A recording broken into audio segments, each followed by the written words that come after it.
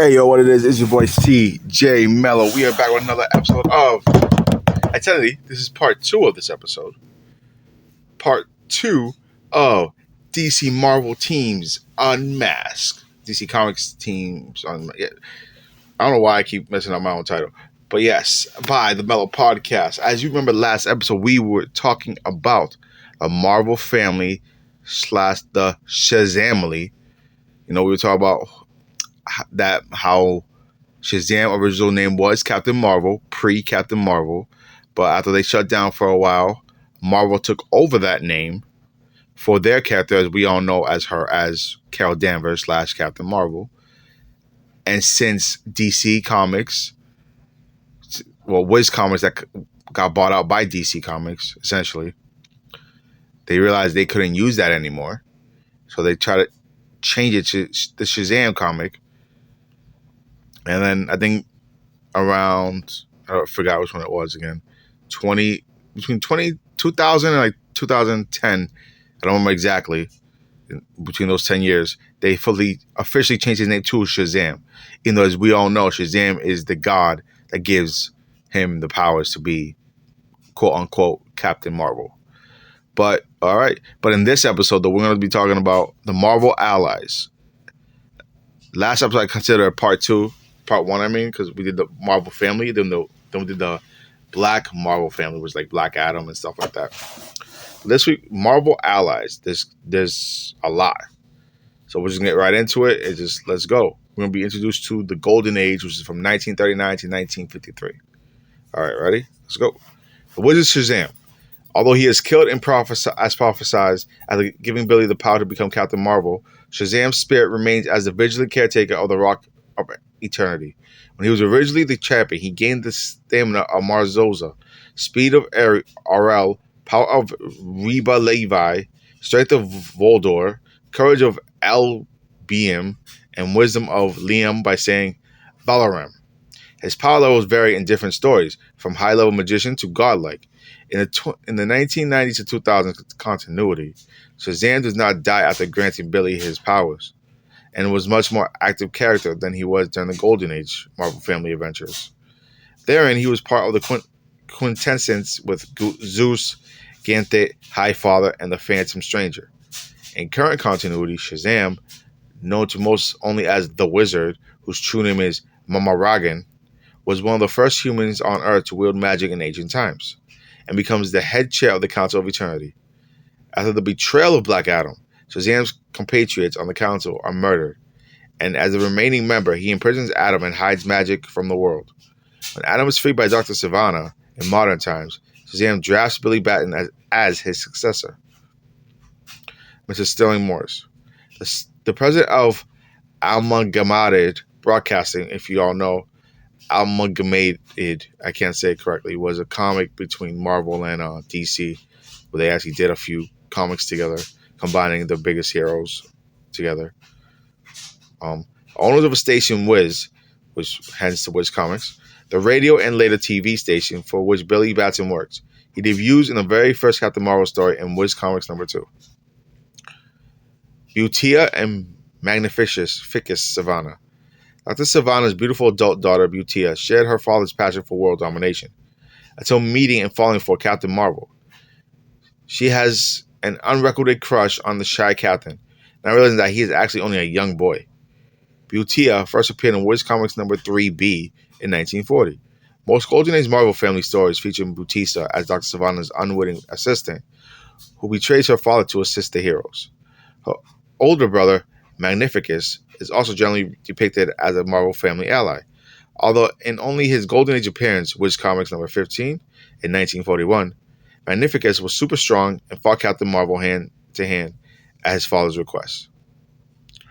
Whitney Murphy, introduced in Captain Marvel, in Adventures of Captain Marvel 1941. Whitney Murphy became a recurring character to Billy Batson in the comics, eventually becoming his assistant as Wiz TV. Muscles McGinnis.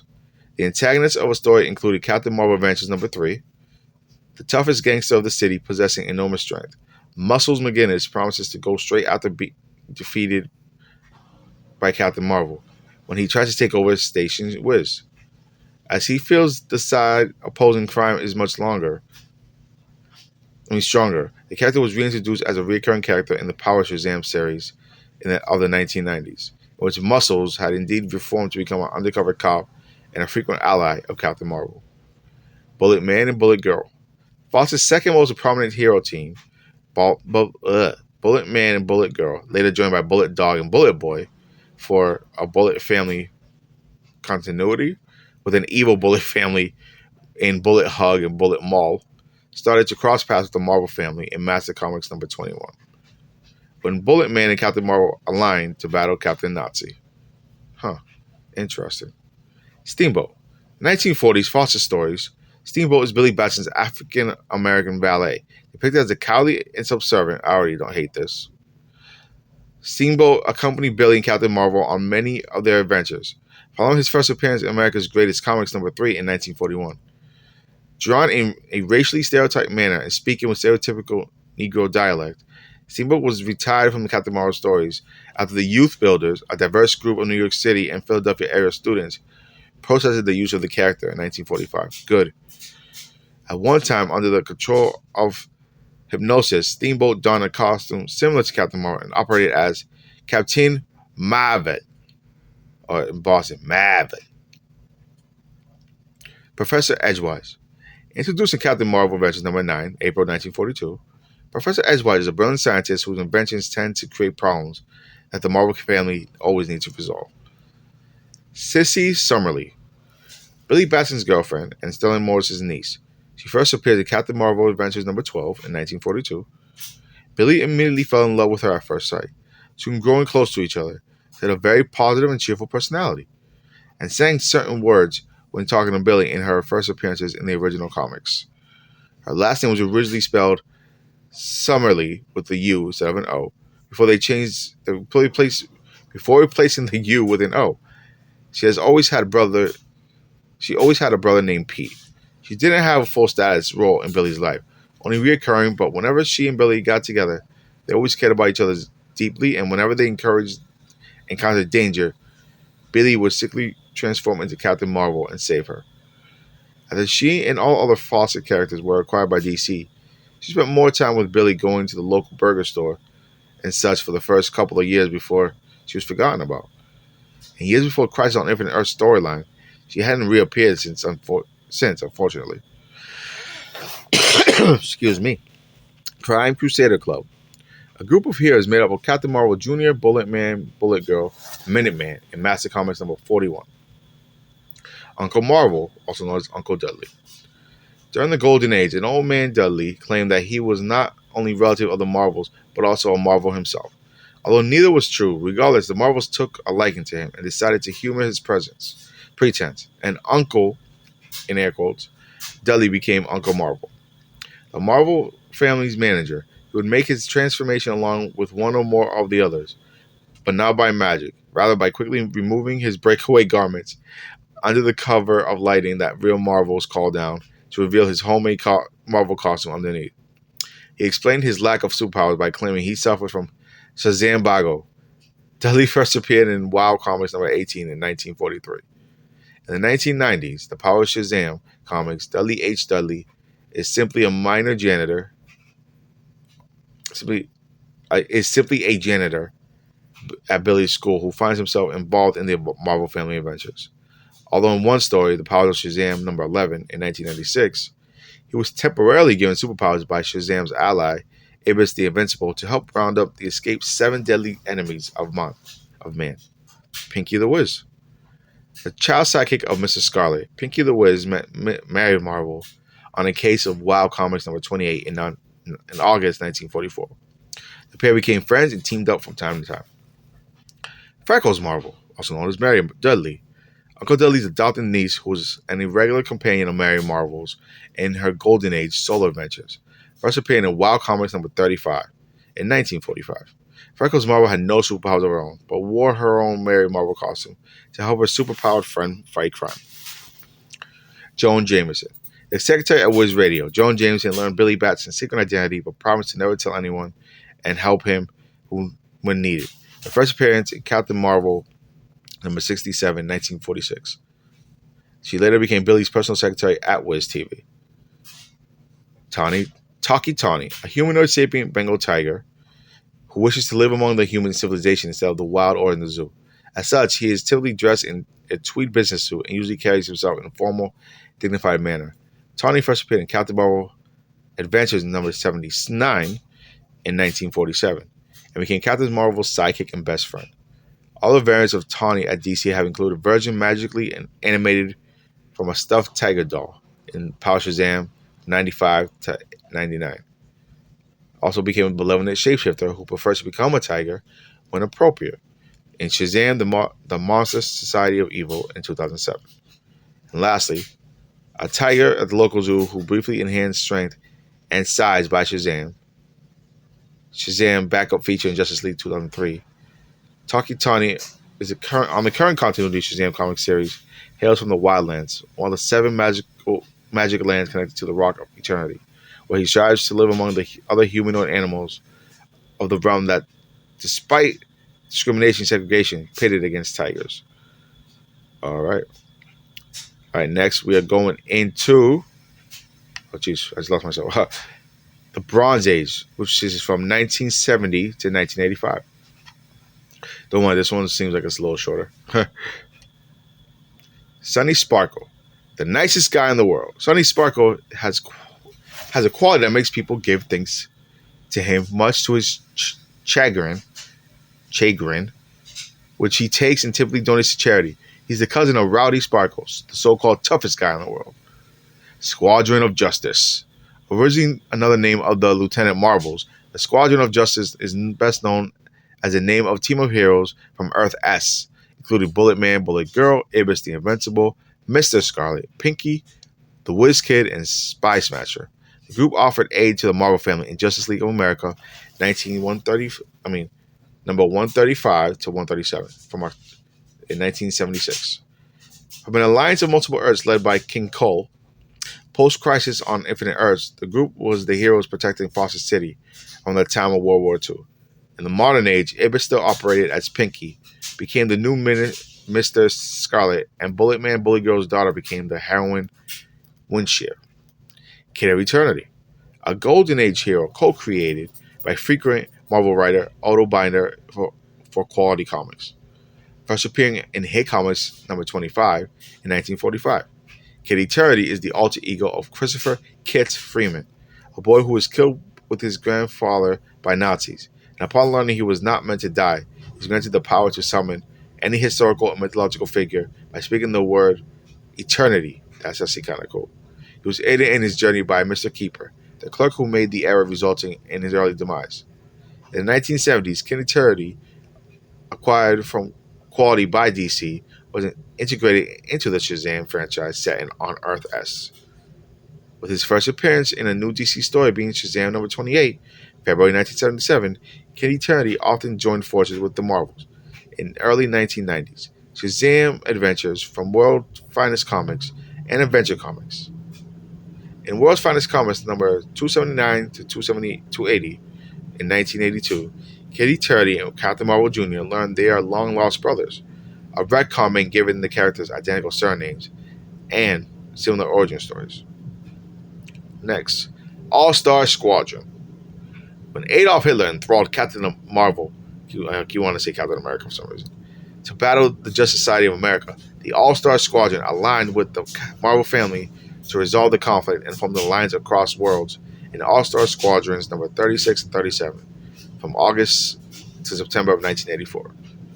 And then, the man of the hour, no, I'm joking, Superman! In May 1978's all-new collector's edition, number C58, interesting number, I guess, Superman formally met the Marvel family when a Martian sorcerer enthralled Black Adam and Sand Superman into his service. Never heard of Sand Superman, okay. Superman had previously met an alternate version of Captain Marvel 4 years earlier in Captain Thunder. In years since, Superman and Captain Marvel have crossed paths time and time again, often as allies, but others at odds with each other, at least for a while. The relationship has transcended comics, as the pair have come together in television and film, and he also part of Justice League. Kind of forgot that part. Alright, now next part. after Crisis on Infinite Earths, was from 1986 to 2001. Justice League. Now remember, we're doing Marvel Family Allies. So, while having a line with the Justice League on television, Legends of the Superheroes, and the comic book for the Super Powers collection, Captain Marvel formally joined the superhero team in Legends number 6 of April 1987. He has been a recurring member ever since. Miss Wormwood. In the 1990s, the Power Shazam comics, Billy's teacher and later principal, presented as the typical mean teacher stereotype. She is named after Calvin's teacher in Billy Watterson's comic strip Calvin and Hobbes. Nick and Nora Bromfeld. In the 1990s, the Power Shazam comics, Mary Batson's adoptive parents, who adopted her through illegal means after their maid, Sarah Primmin, brought her child to them. Prim saved Mary from her kidnapper / Prim's brother, Theo Adam. Oh shit. Nora Bromfeld was not cousin of Billy or Mary's mother, but chose not to tell Mary about her real family. The Bromfelds would eventually gain the rights to legally adopt both Mary and Billy, giving the children a traditional family structure again. The couple was named after Nick and Nora Charles of the Thin Man film series. Never heard of it. Ibis the Invincible. One of Fawcett's most prominent heroes, it would be post-Crisis on Infinite Earths that Ibis aligned with the Marvel family in the Power Shazam number 11 in January of 1996. Imprisoned in a sarcophagus for 4,000 years, Shazam freed Ibis, who became one of the most valued partners to the Marvels. 7 Sacred Virtues of Man. Imprisoned in the Rock of Finality, the 7 sacred virtues of man included faith, hope, charity, fortitude, justice, province, and temperance. Interesting. That's an interesting group, a team. Yeah, I don't know. And then we got the Justice Society of America. After Black Adam gained full control over his body, he joins the Justice Society of America as a probationary member. He became good friends with Atom Smasher. Later, after Ultra Humanite conquered Earth, Captain Marvel aligned with the group before becoming a full member. Therein, the hero developed a romantic relationship with teammate Stargirl. Cool. I know the Stargirl TV show, but she's like a teenager.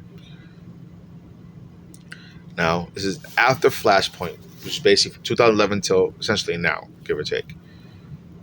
Victor and Rosa Vasquez, the foster parents of the 6 kids in the Shazam family, a working-class couple who had grown up as foster children themselves. The Vasquez's debuted in Jeff Johns and Gary Frank's 2012-2013 reboot of Shazam.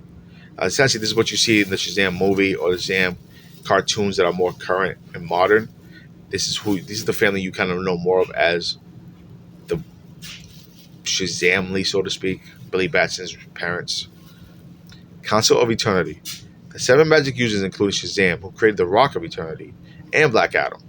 When Adam slew the Council, saved Shazam, the group largely ceased to exist, but was reassembled briefly later by the Presence. This version included Blight, Eclipso, Mystery, Neron, Sin Eater, Trigon, and Zero. Wait, what? Trigon, like Raven's daddy? Like devil guy? Okay. The Presence, the Abrahamic God in the DC universe. The Presence created, not the President. The Presence created the Council of Eternity. Now, Justice Incarnate. Mary Marvel of Earth 5 is a member of Justice Incarnate. Shazam of Earth 6 is a former member. Alright, now, Jesus, it'll be just as long. Why do it gotta be so long? You know what I mean? Excuse me. Now we're getting into, I just lost my place. Marvel Family Enemies. So we just did all the allies, for the most part, give or take. Now we're doing enemies. Besides the Black Marvel family, the following are among the most prominent members of the Marvel family's rogues gallery. So, Dr. Sivana. Dr. Thaddeus Sivana Sr., the world's wickedest scientist, debuted in Wiz Comics #2, alongside Billy Batson and Captain Marvel, quickly becoming his main arch enemy and most frequently recurring villain. A mad scientist who fights the Marvel family using his genius intellect and inventions. The Golden Age Sivana had been a humanitarian scientist who barely fled 20th century Europe after his inventions were ridiculed by the scientific society.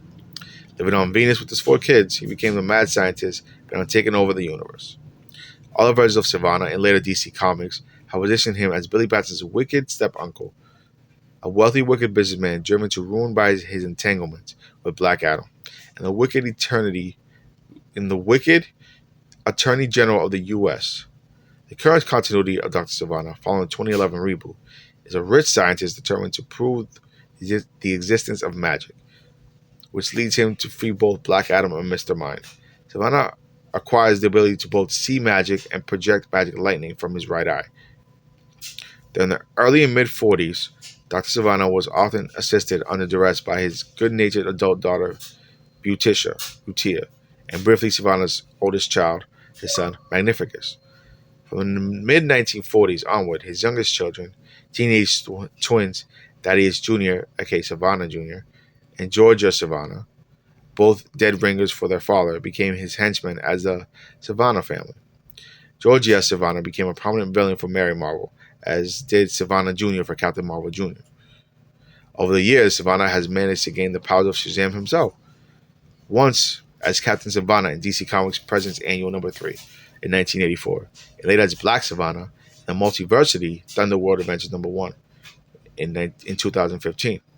For the latter, Magnificus, Savannah Jr., and Georgia also stole the powers. Captain Nazi. Introduced in a 3-part crossover between Master Comics and Wiz Comics in 1941, during World War II, Captain Nazi, real name Albrecht Krieger, is a genetically altered Nazi who is Adolf's champion. Wearing a green costume with a swastika insignia, Captain Nazi has a super strength, near invulnerability, and can use a special chemical gas to fly. So he farts. That's the way I see it. Sorry.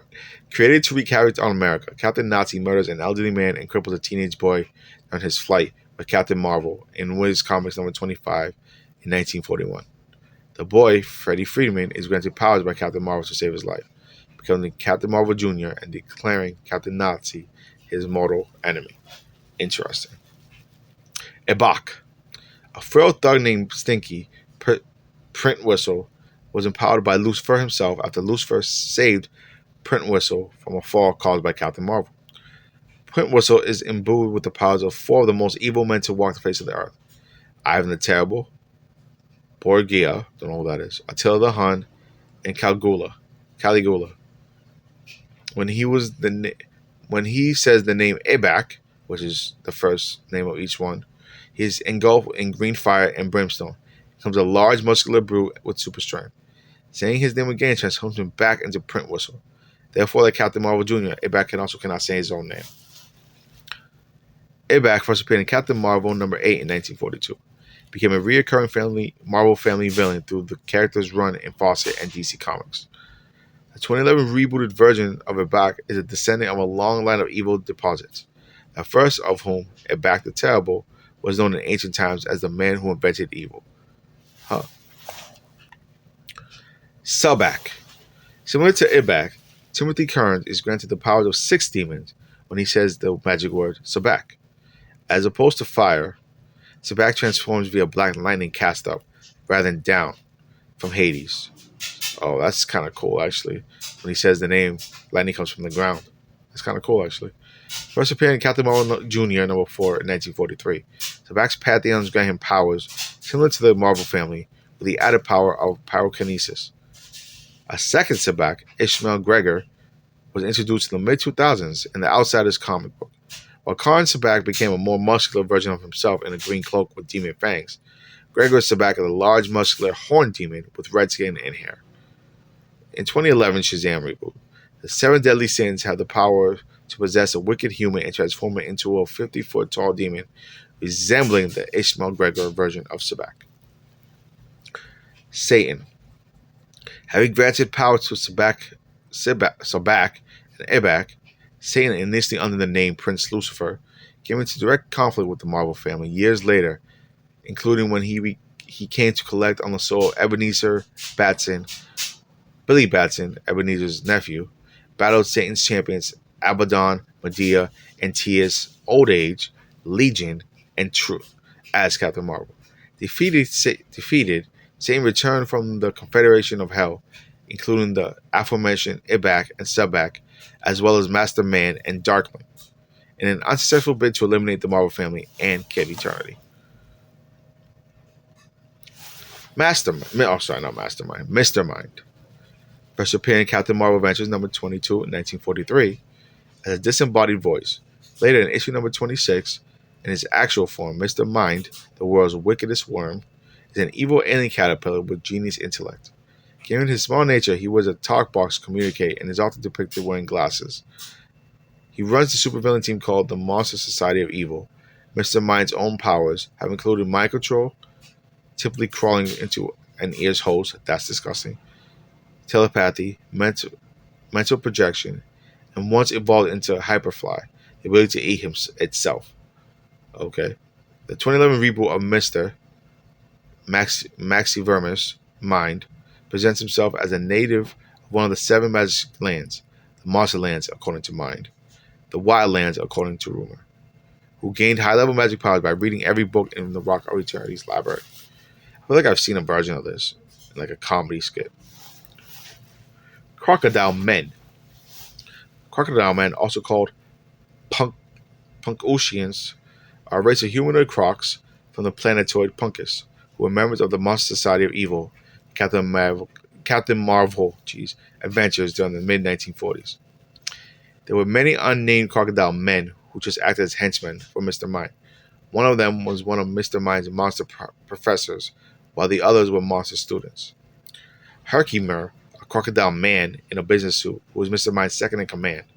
Between the end of Fawcett Marvel Family run in 1953 and the start of the DC Shazam run in 1972, Herkimer reforms and gets a job as a part of a carnival. In the third volume's special interlude issue that takes place before the first issue, Herkimer attacks a museum stating the reign of the Crocodile Man is nigh. He was mentioned to have fought Shazam before. When Freddy asks why Herkimer is in a business suit, Billy states that he didn't say. Herkimer is defeated by Shazam. Later, Billy mentioned his fight with him to Batman following Shazam's disastrous fight with Scarecrow, but Batman mentions that he has fought Killer Croc many times. Batman does answer no when asked by Billy if he wears a business suit. So it's almost like a ripoff of Killer Croc in a way. Herkimer appeared in the Kids Superpower Hour with Shazam episode, The Circus Plot, voiced by Alan Oppenheimer. Jork, the greatest scientist of Crocodile Men, and Mr. Mind's 3 lieutenants. Sylvester, a crocodile man, and one of Mr. Mind's preferred gunners. The third volume Shazam comic book series, launched in 2018, introduced an unnamed 3-headed croc man in striped prison attire from the Wildlands, who is a member of the Monster Society of Evil. So they don't give him a name, they just say he's just some random dude. Olgar, a wizard who is the world's mightiest immortal. Olgar was originally part of Shazam Pantheon before the wizard, then known as Shazamo, dismissed him. Seeking revenge, Olgar uses his extensive magic powers to battle Shazam and his champions, though his powers cannot directly harm women and girls, allowing Mary to battle him directly. First appearing in the multi-issue arcs starting with Captain Marvel Adventures number 61 in 1946, Olgar recurred regularly in Shazam stories during the 1970s and 80s. King Cole, the king of the Beastmen, also known as the Submen, Neanderthal-like humanoids who ruled the earth in ancient times and enslaved the Homo sapiens populace. Cole fakes his death and goes into suspended animation, awakening the modern day and attempt to take over or destroy the world. He possesses super strength, near invulnerability, and expert weaponry and military skills. Cole first appeared in Captain Marvel Adventures number 125 in 1951. Blaze and Satanus. Originally introduced in early 1990s as Superman villains, Blaze and Satanus are powerful twin demons who are among the rules of Hades. They are also estranged children of the Wizard of Shazam. From his younger days as the ancient Canaanite superhero Balaram the Champion, while Satanus has a soft spot for his father and assists him from time to time, including giving life to Taki Tani. Blades hates the Wizard and stages attacks on both him and the Marvel family, believing the power of Shazam to be her birthright. Ooh, saucy. All right, and this one should be a lot faster. We're getting to other notable villains that reoccurred throughout the Golden Age and throughout the Bronze Age. Ebenezer Batson, Uncle Billy Batson. Ebenezer robbed his nephew of his inheritance from his brother and sister-in-law's demise. Ebenezer returned time and again to take advantage of Billy and sought to expose Dudley as a fraudulent relative. Billy later battled Satan's champion to save Ebenezer's soul from the devil. His first appearance was in 1940's Witch Comics #2. The Arson Fiend. First appearing in Captain Marvel #2 in 1941 as a one-shot villain, the Arson Fiend, a tall vampire-like being with the power of pyrokinesis, was revived in the 1990s in the Power Shazam series. His alter ego, George Tweedle, a small husky insurance salesman, transformed into the Arson Fiend using a magic solve in order to cause havoc and boost his business. Mr. Banjo. Kurt Philpops works as an agent for the Axis powers during World War II. Dressed as a stout man in a baggy green suit and straw hat. I don't know why I said jaw for. Who carried around an old banjo with him. Philpops delivered secrets to the Japanese in the form of musical notes. Someone in a military meeting would whistle musical notes, which were a code.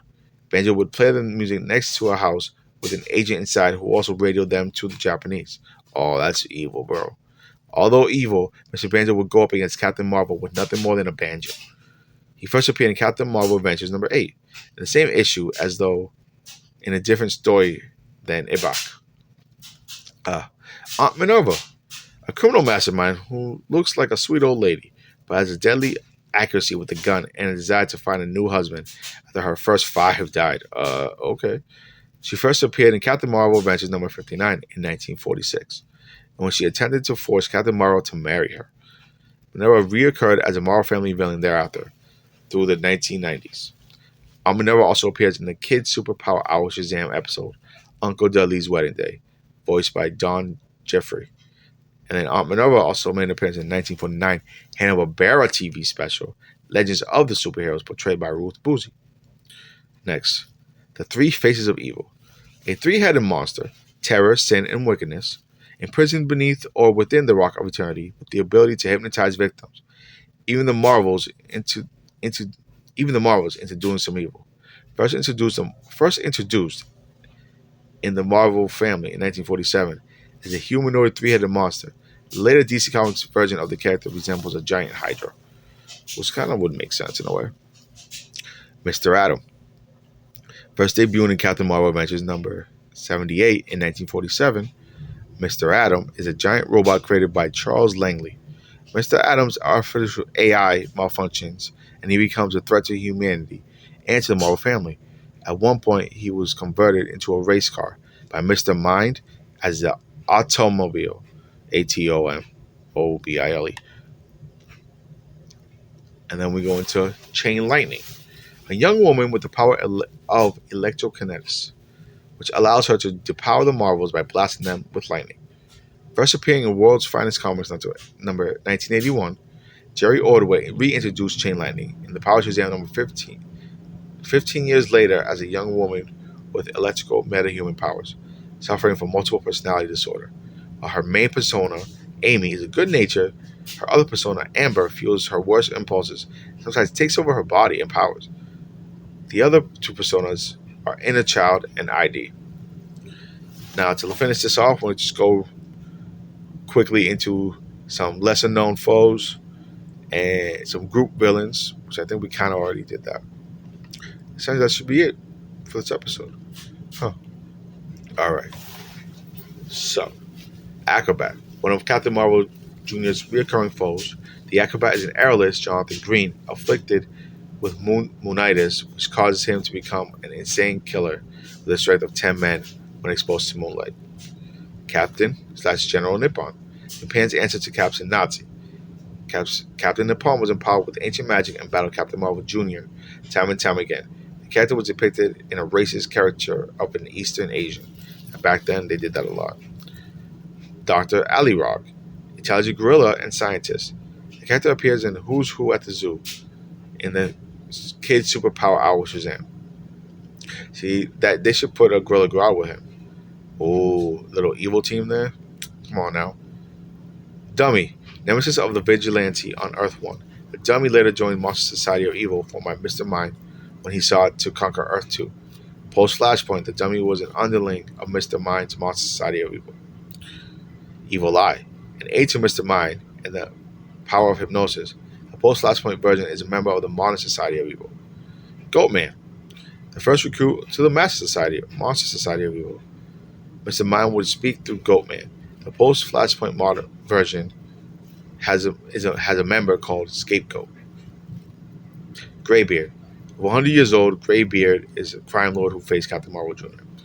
Jeepers. A bat-like race who served Mr. Mind. Post Flashpoint version is a member of the modern version of Monster Society of Evil. Mr. Macabre, an insane killer with green skin. Mr. Macabre faced Captain Marvel Jr. time and time again. Nitpack Leveram, a mirror reflection of Captain Marvel, given life by Wizzo the Wizard in his first appearance. The concept was revisited in 2010's Billy Batson in The Magical Shazam. Mr. Mind emerged in a double mirror of the hero. Night Owl, a jewel thief who has the ability to see in the dark. The character appears in the Airport Caper and the Kid Superpower Hour with Shazam. So either this must have been like a show, the Kid Superpower Hour with Shazam, because a lot of these characters seem like they were never in like a comic book situation, unless that is a comic book, which makes no sense to me then. Nipponese, a Japanese warrior who battled Captain Marvel. Nippo from Nagasaki later joined the Monster Society of Evil. Nip was a Japanese slur, and the character was a racist depiction of Eastern American. That's messed up. Obviously, this does not reflect anything how I feel it like that.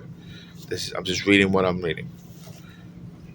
Mad Mummy, once the ruler of Netherworld who sought to conquer the world of the living. The Mad Mummy was defeated by Shazam and imprisoned beneath the sea. Freed in the modern age by archaeologists, the Marvel family had to combine their powers to imprison him once more. In Billy Batson, the Magical Shazam, the Mad Mummy's origins are tied in with that of Black Adam as his court viziers, who tried to battle Adam and Shazam only to be entombed and apparent by the duo. Red Crusher, one of North Korea's most brilliant minds and dangerous soldiers. Red Crusher created several inventions that troubled Marvel family. First appeared in Captain Marvel Adventures number 139, December of 1952. Sabina Delacroix, representing the Council of Merlin, Sabina Delacroix competed against Freddie Freeman for powers of Shazam in the series The Trials of Shazam. Vampire Burglar. Hailing from Transylvania, the vampire burglar stole goody bars because they maintained malakazia, which is found in human blood, and it satiated his thirst. In Billy Batson, the Magic Shazam, he fed on Captain Marvel's energy, which rapidly aged the hero. That's kind of he didn't want to. It's like he didn't want to kill people, kind of thing. He's like, I'll just take these candy bars to suffice my thirst for blood. That's kind of interesting. Zazo introduced Shazam number 19 in August 1975. The Empress Zazo, from an unidentified other dimension, dear goodness, used the helmet to steal the powers of Shazam to become Zazo Plus. That's fun. Alright. The Seven Deadly Sins. Originally known as the Seven Deadly Enemies of Man. First appeared in Wiz Comics number 2. Origin story in 1940. The sins are seven powerful demons held prisoner by the Wizard of Shazam in his lair. The demons, whose form vary by era and artist, sometimes escape and cause havoc through murder and using their powers to influence sins in humans. Based upon the seven deadly sins and enumerated in Christian faith, the original seven deadly enemies of man were slightly censored for suitable readings for children, which I understand. Pride is a sin. Envy, greed, hatred, selfishness, laziness, and injustice. Laziness is a sin. That's kind of crazy. Each demon could influence their namesake, sin, and human victim. Beginning with DC's JSA series in the mid-2000s, the proper Christian names / versions of the sins were used. Pride, envy, greed, hatred, sloth, gluttony, and lust. Sloth is also another form of laziness. Gluttony mean to me that just means being fat, and I'm a big dude, so hatred, self-explanatory. Greed, self-explanatory. Envy, another word for jealousy, being jealous. Lust, like it's a kid thing, so I'm not gonna describe what lust is. And pride, I didn't think being proud of yourself is a sin. Being proud of something you do is a sin. Huh? That's being proud of somebody else is a sin. Like that's confusing. That's also, but that's also based on old times. Anyways, not to get into a weird concept here. The Monster Society of Evil is an organization led by Mr. Mind. Its members include most of the Marvel family's key and recurring villains, including characters such as Dr. Savannah, King Cole, the Crocodile Man, Captain Nazi, Mr. Atom, Ebok, Jeepers, and Ogar. In the 2011 Shazam reboot, Mr. Mind's Monster Society of Evil includes creatures from across the Magic Lands who had been banished into the Monster Lands, Dungeon of Eternity, by the Council of Wizards. Its members include Dr. Savannah, Black Adam, the Crocodile Man, King Cole, the Wicked Witch of the West, the Red Queen, Jeepers, Evil Eye, and Mr. Atom, as well as new villains Mr. Merry-Go-Round, and Scapegoat. Lastly, Confederation of Hell. Formed by Satan, the Confederation of Hell was made up of Ebak, Master Man, Subak, and Darkling to eliminate the Marvel family and Kid Eternity. And to finish this all off, in the final issue of 52, a new multiverse is revealed. Originally consisting of 52 identical realities, among the parallel realities shown in one designated Earth 5, as a result of Mr. Mind eating aspects of his reality, it takes on visual aspects similar to the pre-crisis Earth S, including Marvel family characters. The names of the characters are not mentioned in the panel in which they appear, but characters visually similar to Marvel family appear.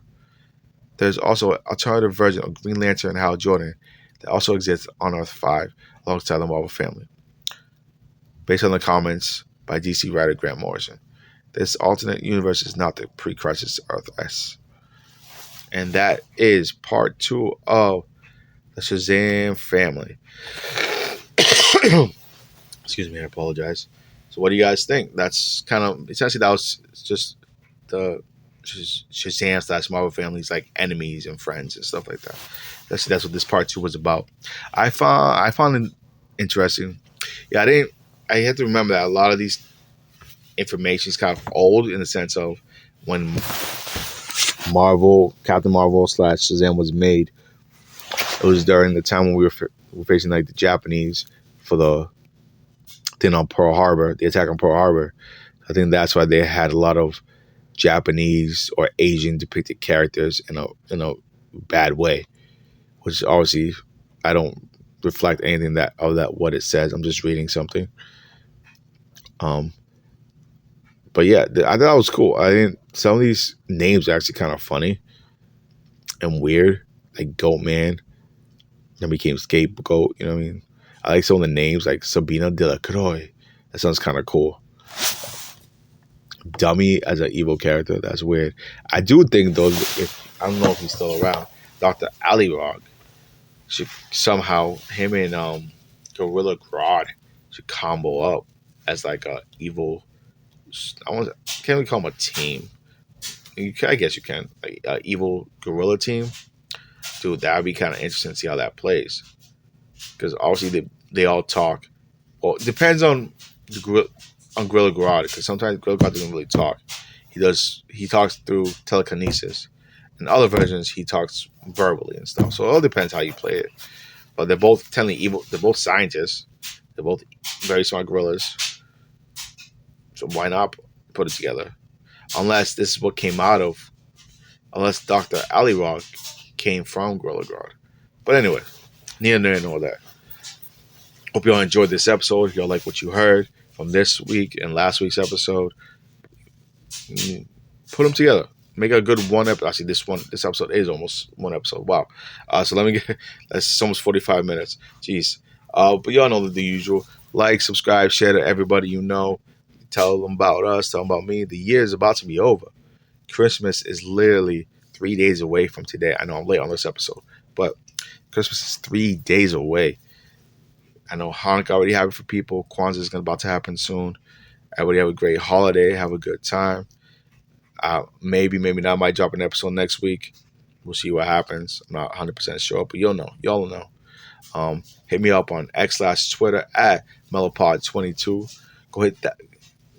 Tell me what you like about the episode, didn't like about the episode. Drop a DM, drop a like, drop a share, all that good stuff. Go check out Merc Clan Gaming, the official team of W Energy, which also, if you want 10% off your energy drinks, go drop some W on yourself. It's probably one of the top unknown energy drinks out there. I'm gonna be real with you. And supposedly they're about to come out with some canned joints.